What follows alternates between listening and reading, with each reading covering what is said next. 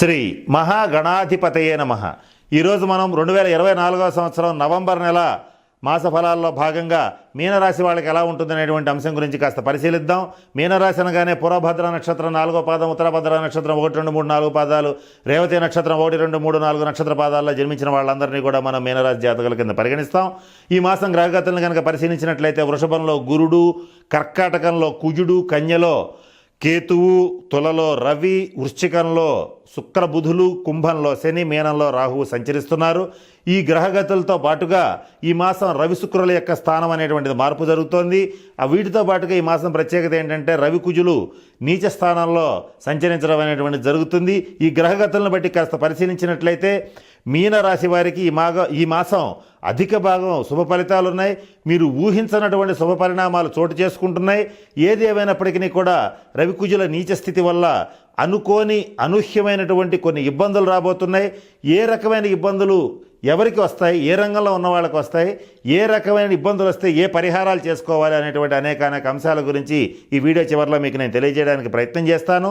ఈ మాసం మీనరాశి వాళ్ళు తప్పనిసరిగా శని, రాహువులు అలాగే రవి కుజులకు సంబంధించినటువంటి శాంతి పరిహార క్రియల్ని జరిపించుకునేటట్లయితే మరిన్ని శుభ ఫలితాలని పొందగలుగుతారు. ఇకపోతే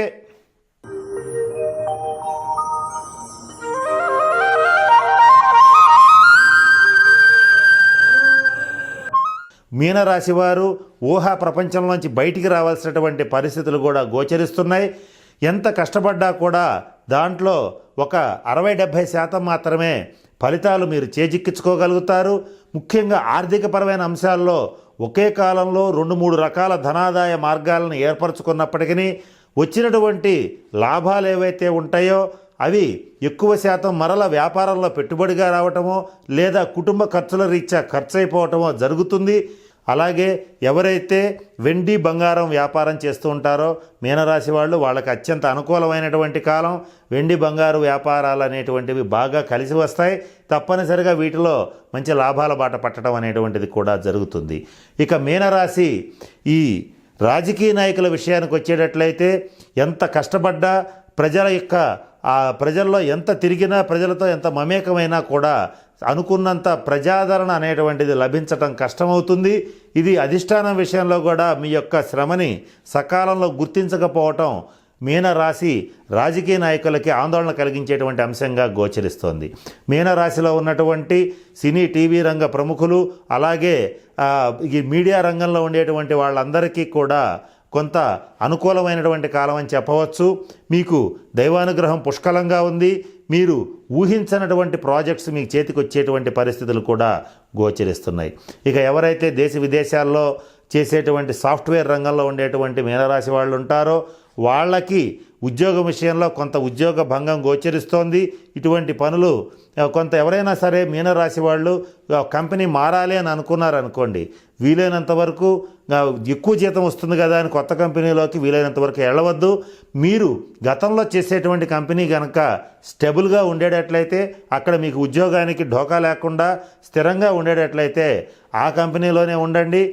అధిక జీతానికి ఆశపడి వేరే కంపెనీలోకి వెళ్ళటం అనేది ఈ మాసం అయితే మీకు అనుకూలంగా లేదు.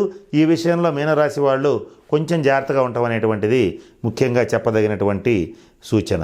పిత్రార్జితం కొంత అక్కడికి రాదు. అలాగే పిత్రార్జితం ఎవరికైతే ఉంటుందో మీనరాశి వాళ్ళకి దానివల్ల ప్రయోజనం తక్కువ, ఇబ్బందులు ఎక్కువ.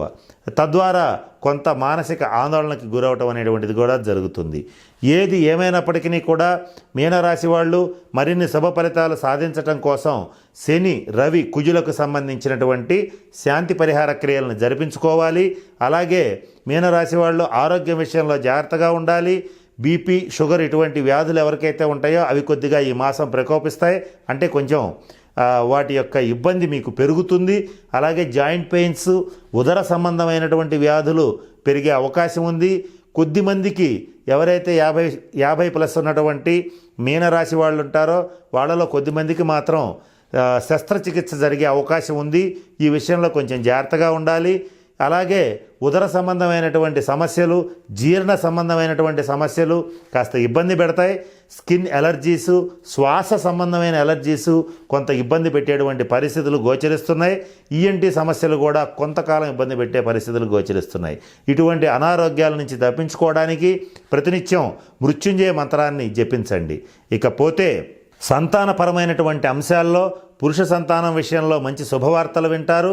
పురుష సంతాన పురోభివృద్ధిని చూసి చాలా సంతోషపడతారు. వాళ్ళకు కావలసినటువంటి సమస్త సదుపాయాలు మీరు చేయగలుగుతారు. ఈ విషయంలో పూర్తి స్థాయిలో సక్సెస్ కావడం అనేటువంటిది కూడా జరుగుతుంది. ఇకపోతే ఈ మీనరాశి వాళ్ళు ఎవరైతే మరి ముఖ్యంగా బంధువుల్లో మంచి పేరు తెచ్చుకోవడానికి ప్రయత్నం చేస్తారు, కానీ మీరు ఎంత మంచిగా ఉన్నా, ఎంత చక్కటి ర్యాపో మెయింటైన్ చేసినా కూడా రహస్య శత్రువుల వల్ల కొన్ని సందర్భాల్లో మీ యొక్క పేరు చెడిపోయే పరిస్థితి ఉంటుంది. ఏది ఏమైనప్పటికీ కూడా ఎంత భయంకరమైన పరిస్థితులు వస్తున్నా చివరి నిమిషంలో దైవానుగ్రహంతో వాటి నుంచి బయటపడటం అనేటువంటిది జరుగుతుంది. ఇది ప్రతి రంగంలో ఉన్న వాళ్ళకి ప్రతి విషయంలోనూ అప్లై అయ్యే అవకాశాలు ఈ మాసం ప్రస్ఫుటంగా గోచరిస్తున్నాయి. ఇక మరి ముఖ్యంగా మీనరాశి వాళ్ళకి ఈ మాసం చెప్పదగిన సూచన ఏమిటంటే, ప్రతి విషయాన్ని మనసు దాకా తీసుకువెళ్ళవద్దు, ఊహాలోకాల్లో విహరించవద్దు. ప్రతిదీ కూడా ప్రాక్టికల్గా ఆలోచించండి. నిజాన్ని నిజంగా చూడటం అలవాటు చేసుకునేటట్లయితే మరిన్ని శుభ ఫలితాలని సంపాదించగలుగుతారు. ఇకపోతే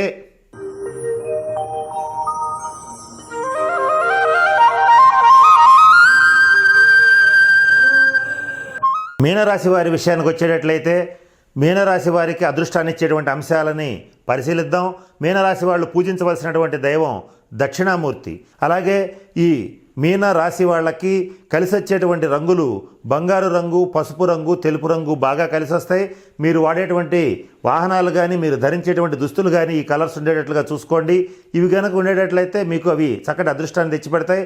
మీరు నేను చెప్పినటువంటి రంగులకు సంబంధించిన వాహనాలని వేసుకుని మీరు కనుక ఏ పనికి వెళ్ళినా కూడా మీకు విజయ అవకాశాలు ఉంటాయి. ఏ పనిలో అయినా సరే మీరు విజయాన్ని పొందగలుగుతారు, ఆర్థికంగా అభివృద్ధిని పొందగలుగుతారు. అలాగే మీకు అదృష్టాన్ని ఇచ్చేటువంటి సంఖ్య 3, తర్వాత 2. ఈ రెండు నెంబర్స్ కూడా మీకు అదృష్టాన్ని ఇస్తాయి. మీరు వాడే మొబైల్ నెంబర్ టోటల్ కూడితే 2 లేదా 3 రావాలి. అలాగే మీరు వాడేటువంటి కారు టోటల్ కూడితే, కారు యొక్క నెంబర్ ఉంటుంది కదా, ఆ నెంబర్ కూడితే 2 లేదా 3 రావాలి. అవి వస్తే అవి మీకు చక్కటి అదృష్టాన్ని ఇస్తాయి. మంచి సుఖకరమైనటువంటి జీవితాన్ని మీరు గడపడానికి అవకాశం అనేటువంటిది లభిస్తుంది. అలాగే మీకు అదృష్టాన్ని ఇచ్చేటువంటి వారాలు సోమవారం, గురువారం.